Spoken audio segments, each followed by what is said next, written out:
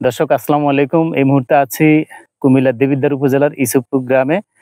আপনারা জানেন এখানে উপসহকারী কৃষি কর্মকর্তা মোহাম্মদ রফিকুল ইসলাম ওনার তত্ত্বাবধানে এখানে সমলয়ের চাষ হয়েছে। ব্রি ধান ১০২ চমৎকার ফলন হয়েছে। আমরা এখানকার কৃষকদের সাথে কথা বলে জানলাম যে তারা অত্যন্ত আনন্দিত। আর সবচেয়ে একটা মজার বিষয় হলো এখানকার যে ব্রি ধান ১০২ হলো এরা ধান বিক্রি করবে না, শুধু ধানটাকে বীজ হিসেবে বিক্রি করবে।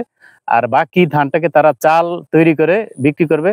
আপনাদেরকে একটা খুশির খবর জানাই যে এই ব্রি ধান ১০২ জিঙ্ক সমৃদ্ধ।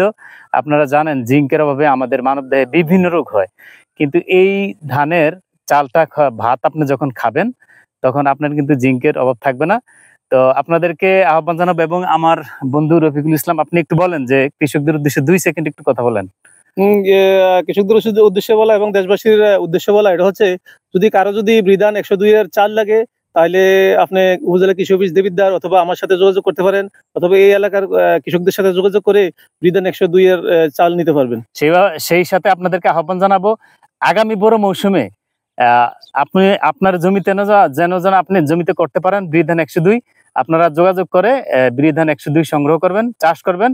আপনারা সুস্থ থাকবেন, বাংলাদেশ ভালো থাকবে। আসসালামু আলাইকুম।